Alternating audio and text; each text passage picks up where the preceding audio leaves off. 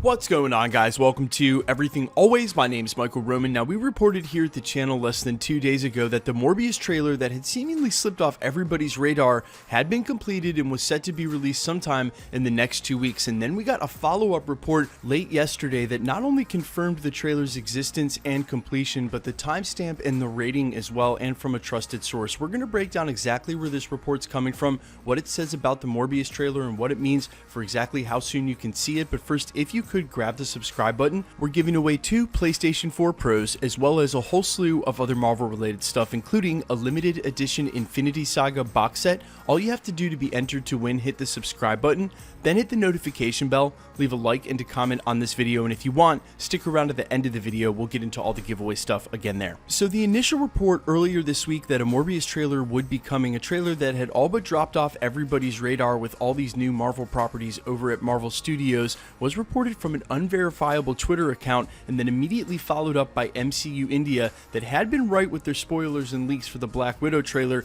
indicating that they had received the trailer at Sony Pictures India and had begun the localization process, which meant to them it would drop in the coming weeks. Then late last night, from a trusted and verifiable source in Trailer Track, the headline "In the pipeline, first trailer for Morbius rated and landing in the coming days," and it goes on to say that the first trailer for Daniel Espinosa's big screen take on Marvel's Morbius is on the way. The full debut look has been rated overnight by Alberta Film Ratings, and we expect it online in the coming days. There have been reports that we will be seeing it next week, though Sony is yet to confirm or announce anything. As always, we will have more info here as it comes. Morbius trailer number 1, rated PG, January 7th, 2020. That's not the release date, by the way, guys. That's just the date that Alberta Film Ratings rated this said trailer. It's 2 minutes and 31 seconds long and released by Sony Pictures. Now, obviously, the trailer being rated PG, as most trailers are rated for all audience, is no surprise. And usually,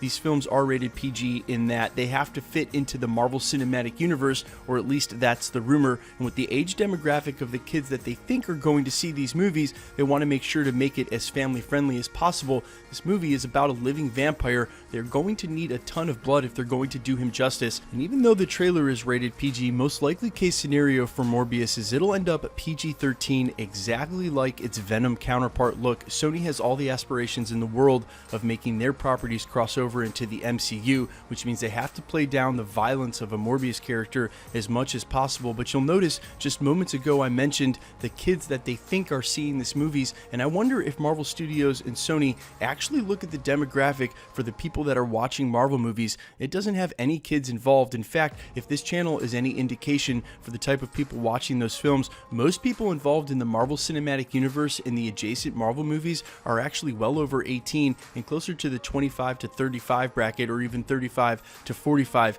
meaning they don't have to keep these films PG and PG-13. Logan should have been enough proof, Deadpool as well, that a rated R Marvel movie will actually do very well. Most of the fan base are adults now. Most of these old comic heads have translated into great adult fans who just want to see the source material done justice on the big screen and wouldn't mind a little gore and violence in order to achieve what we had read on the comic pages. But alas, major motion pictures are like pop music, have to appeal to the biggest audience. They can't not be family friendly. You can't have moms telling their 12-year-old sons they can't go see an Avengers movie. Hence, here we are with these PG and PG-13 movies that can't show any blood, can only have one F-bomb, and took what could have been a very awesome and intense, gruesome Venom movie and definitely played it all the way down. And look, I didn't hate Venom as much as some other people, and I didn't think all in all it was a bad movie. I just think it would have been better if they had made it a little closer to rated R, and instead of substituting a bunch of physical violence, had a little more blood and gore involved.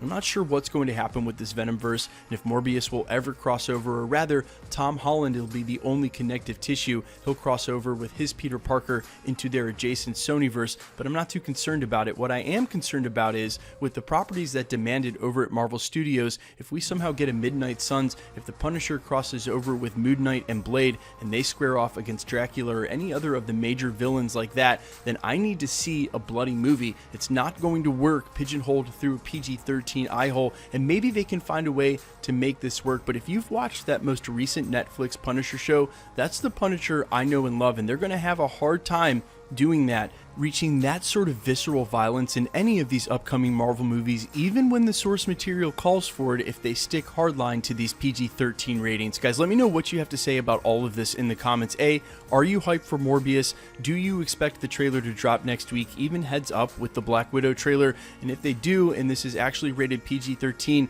how much of a letdown is that going to be from what you can expect in the Morbius movie? And do you agree with me that Marvel Studios may have to make a tough decision going forward if they want some of these characters to exist in rated R franchises, rated R crossovers, much like Deadpool is going to do? We all know he'll stay rated R, and hopefully for Kevin Feige, Bob Iger, and the rest of the top brass over at Disney Studios, they can use that as a path towards rated R franchises. Let me know what you think in the comments, and quickly let's get into the giveaway stuff before I let you go.